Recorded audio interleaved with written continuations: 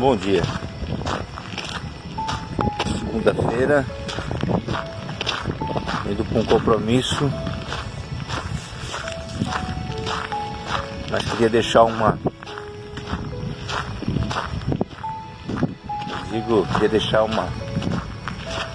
pensamento meu, não uma opinião, um pensamento meu sobre a questão que vivemos do medo e do pânico. Primeiro, eu queria deixar que o medo, ele é bom. O medo, ele é saudável. Mas o pânico é quando você ultrapassa a barreira do medo, vira pânico. E o pânico, ele é irracional. O pânico, ele não pensa, não age com a razão. E que nós estamos vendo que essa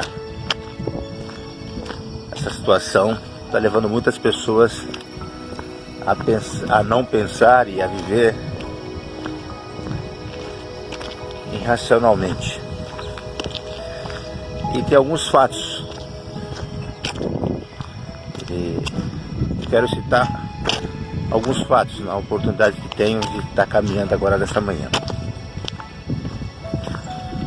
O primeiro fato é um fato que independe de mim ou de qualquer um outro. Esse primeiro fato é um fato que não precisa da minha, da sua ou de nenhuma defesa. Não independe do letrado ou iletrado, do doutor ou do leigo. Não depende do doutorado ou do analfabeto. Esse fato é um fato que ele tem as informações do mundo de então. Ele tem também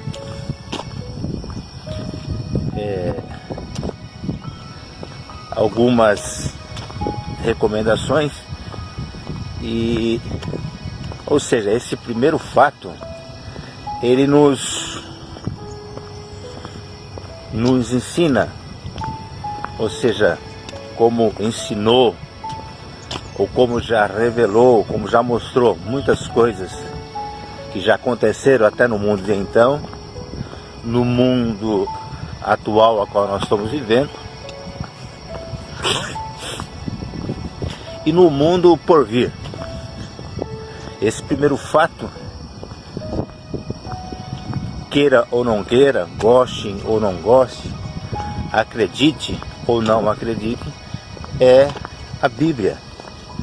Esse conjunto de livros que hoje temos acesso tanto na escrito como nos nossos aparelhos, a palavra, que nós até dizemos que é a palavra de Deus, mas sim é a palavra de Deus aos homens, escrita por homens, inspirada por Deus, porque nela contém sabedoria não humana, mas sabedoria divina. Então tudo está escrito. Eu não vou citar algumas coisas da medicina que lá há mais de 3.000 anos atrás foram feitos e que hoje é usado nacionalmente no mundo inteiro. Então falar sobre a Bíblia, esse é o fato. Então, se nós formos anêmico, espiritual, ou tivermos pouco conhecimento, nós vamos ter muito mais pânico. Então é importante, porque tudo nela está escrito, tudo que aconteceu, que está acontecendo e que vai acontecer. Essa é a Bíblia. Esse é um fato. O segundo fato que eu quero comentar nessa manhã, o segundo fato é a questão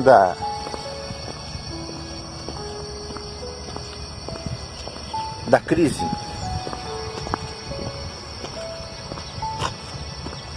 Uma crise que já está instalada, que é uma realidade. Nós estamos vivendo uma crise que já está, ela já se encontra, ou seja, já está instalada. Essa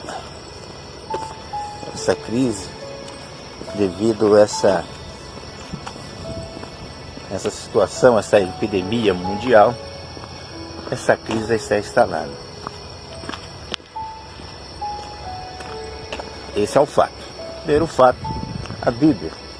Segundo fato, a crise. E quando nós chegamos numa situação como essa,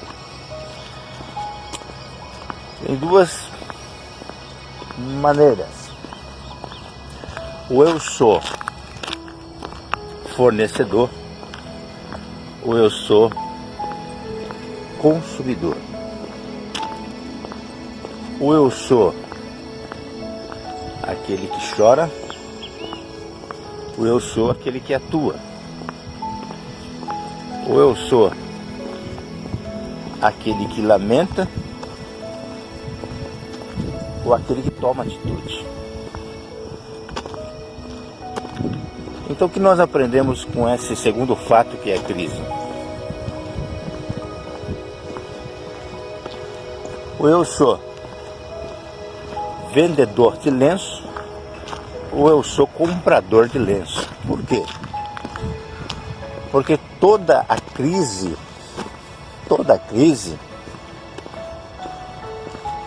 existe uma oportunidade.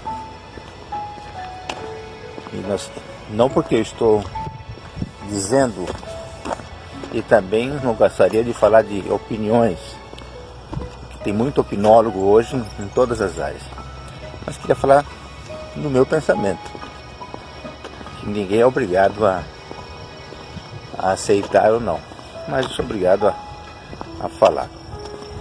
Então toda crise tem uma oportunidade, e essa oportunidade, primeiro, reúne a família. Segundo, traz os verdadeiros adoradores para aquilo a qual foi construído e qual foi iniciado, que são os lares. Terceiro, vai nos levar a buscar conhecimento, vai nos aproximarmos mais um do outro. Então essa distância de 2 metros é uma distância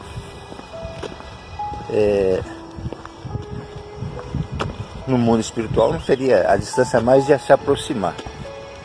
Até porque em Eclesiastes diz que tem hora que você tem que separar, né? Mas aproxima mais a família. E aproxima mais a humanidade. Por quê? Porque nessa crise, independente que seja, se você tem avião, se você tem bicicleta, se você tem carro, se você não tem, se você tem dinheiro, se você não tem, não importa, somos todos iguais na crise. Numa guerra, numa crise, não existe diferença nenhuma do empresário, do patrimônio, da conquista. Porque quando há um terremoto, uma adversidade, não importa, todos são iguais. E diante de uma crise, é como se Deus estivesse dizendo para nós: vocês são todos iguais, perante a mim, todos iguais, independente que seja com o filho. Então a preocupação nossa, da mãe, do pai, do filho é natural. Mas o pânico é irracional. Então, primeiro fato, Bíblia. Segundo fato, é a crise. Né? Terceiro fato, que eu concluo para não ficar muito grande esse vídeo. O terceiro fato que eu concluo é nós como cristãos, e eu já fiz muito isso e talvez faça de novo, vou fazer, que todos nós pedimos e clamamos pelo livramento do Senhor. E o que é livramento na Bíblia? O que é livramento no total da sua palavra? Livramento é algo merecido, que eu mereço, mas por misericórdia eu tenho livramento. Ó, estou escutando o barulho da BR aqui. Ali carros leves a 100 km por hora, carros pesados a 80 km. Se um carro daquele estiver andando leve 120 km por hora, numa curva ele derrapar, ou capotar, ou colidir, e depois ele diz assim: poxa vida, eu tive um livramento. Não, ele foi imprudente. Na realidade ele deveria não viver. Como todos os acidentes causados dentro de uma empresa, 99% dos acidentes são falhas humanas. E todo livramento, 99,9% dos livramentos são algo que você merece. Então toda a Bíblia está dizendo que todo livramento que o povo teve de Israel foi porque eles mereciam. Pestes, situações foram porque eles mereciam. Mas pela misericórdia, alguns deu livramento. Até porque... Por quê? Por que livramento? Porque às vezes você é desobediente. Você é um filho desobediente, você é uma pessoa desobediente, mas às vezes o seu pai, a sua mãe, ele está orando, está intercedendo, e até aí Deus dá um livramento. Mas não deveria dar. Por quê? Porque você é imprudente. Então todo livramento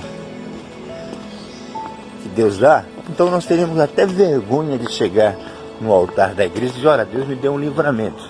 Porque livramento é igual à imprudência. Não é o que eu estou dizendo, a Bíblia está dizendo. Então esse é o terceiro fato. Bom dia. É o terceiro fato. E nós estamos clamando pelo livramento. Sim, nós vamos clamar. A igreja está orando, o mundo está orando. O católico, o não crente, o creu, não estão pedindo para livramento. Só que essa situação desse vírus, e como todos os outros, tantos mais, são situações causadas por pessoas, por imprudência de uma pessoa, de uma nação, né, de uma localidade, e aí vem o livramento, né?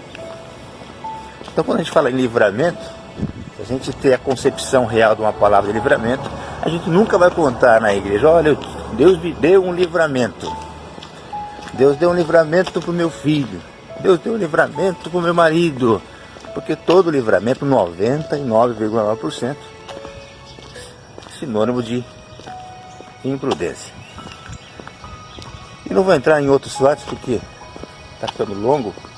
Eu quero parar por aqui, mas quero deixar a você, meus filhos que são a bênção, meus netos, minha família, aos meus irmãos, e parabenizar todos os meus irmãos que estão assim tomando atitude. Não estão comprando lenço, estão vendendo lenço. Então acredito que nessa crise você vai aprender a fazer ter uma segunda opção, você vai aprender a ter uma administração, e vai ser tudo de bom. Mas às vezes precisa um pouco de choro, né? Um bom dia a todos.